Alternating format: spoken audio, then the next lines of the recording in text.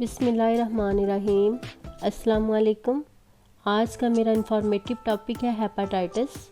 आज की इस वीडियो में मैं आपको बताऊंगी हेपाटाइटिस क्या है, ये क्यों होता है, इसकी अलामात क्या हो सकती हैं, इससे कैसे बचा जा सकता है और इसकी तशख़ीस कैसे की जा सकती है और इसकी कॉम्प्लिकेशंस या पेचीदगियाँ क्या हो सकती हैं।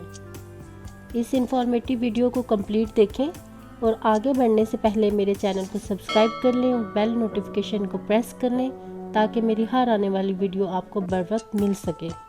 सबसे पहले मैं आपको ये बताती हूँ कि हेपाटाइटिस होता क्या है।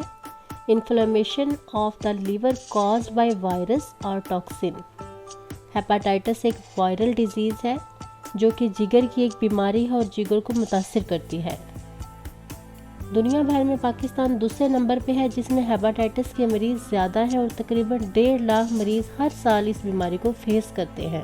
हेपाटाइटिस की मुख्तलिफ किस्में होती हैं जैसे कि A, E, B, C, लेकिन ज़्यादा कॉमन और डेंजरस हेपाटाइटिस B, C होता है जिसे काला यरकान कहते हैं। हेपाटाइटिस A और E पीले यरकान को कहते हैं।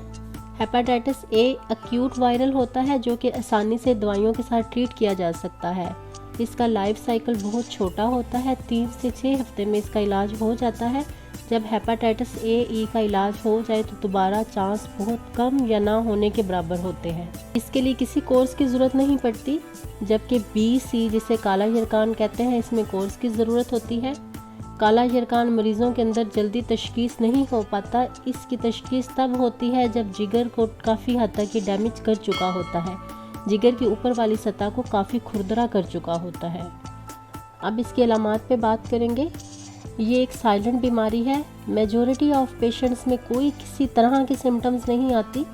जब कभी टेस्ट करवाया जाए तो पता चलता है कि हेपाटाइटिस वायरस पॉजिटिव है, इसलिए इसकी कोई ख़ास अलामात नहीं होती। इसकी वजूहात क्या हो सकती हैं? अगर कान, नाक, लड़कियाँ छिदवाती हैं तो उससे भी हो सकता है।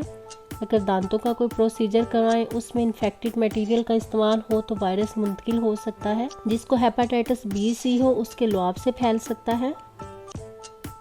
इसके अलावा कटिंग या शेव करवाते वक्त अगर न्यू ब्लेड का इस्तेमाल ना किया जाए तो उससे भी हो सकता है। ये कुछ मेन वजूहात थी जिनकी वजह से ये वायरस फैल सकता है। अब इसकी मैं कुछ पेचीदगियाँ बताऊंगी आपको। इसकी कुछ कॉम्प्लिकेशंस हैं जैसे कि अगर टाइमली डायग्नोसिस ना हो और जब मरीज़ को पता चले और वो टेस्ट करवाए उसमें लीवर खुदा ना खास्ता फेलियर आए तो पाकिस्तान में लीवर ट्रांसप्लांट गवर्नमेंट और प्राइवेट दोनों जगह जिगर ट्रांसप्लांट का ट्रीटमेंट होता है। अब इसके इलाज के बारे में बात करूँगी। इसका इलाज पाकिस्तान में मौजूद है। पहले इसके इलाज के लिए बहुत सारे इंजेक्शन लगते होते थे, लेकिन अब ऐसा नहीं है। इसका इलाज दवाइयों के साथ बड़ी कामयाबी के साथ और आसानी के साथ किया जा सकता है। गवर्नमेंट हॉस्पिटल्स में भी और प्राइवेट सेक्टर्स में भी इसका इलाज मौजूद है, जो कि प्राइवेट सेक्टर्स में ज़्यादा एक्सपेंसिव या ज़्यादा महंगा इलाज नहीं है। ये 3 महीने की मेडिसिन का कोर्स होता है। ये 3 महीने के कोर्स से आपका इलाज मुकम्मल हो जाता है। इसका इलाज अब बहुत आसान है, एक ही गोली खानी पड़ती है डॉक्टर के मशवरे से और मरीज़ अपना जिगर बचा सकता है। अब इसकी कुछ प्रिकॉशंस बताऊंगी, कुछ एहतियातें बताऊंगी। सबसे पहले तो ये मैं आपको बता दूं, WHO की न्यू रिसर्च 2040 तक जिगर ट्रांसप्लांट के वो मरीज़ ज़्यादा होंगे जिनको कभी फैटी लीवर था। इसलिए फैटी लीवर को इतना ईजी ना लें। इसके लिए फैटी लीवर जब अल्ट्रासाउंड में आए तो उसके लिए बहुत ज़्यादा एहतियात करें, छोटा बड़ा गोश्त अवॉइड करें, वॉक या एक्सरसाइज का मामूल बनाएं और चिकनाई का इस्तेमाल कम कर दें। इसके अलावा जब भी नाक कान छिदवाएं तो साफ़ जरासीमों से पाक स्टरलाइज्ड नीडल्स का इस्तेमाल करवाएं।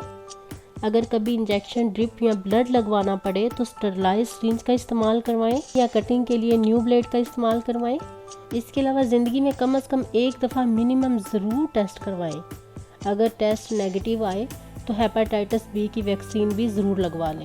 ये था मेरा आज का इन्फॉर्मेटिव टॉपिक। अगर आपको पसंद आए तो प्लीज़ मेरी वीडियो को लाइक करें, शेयर करें और मेरे चैनल को सब्सक्राइब करें। Thank you. अल्लाह हाफिज़।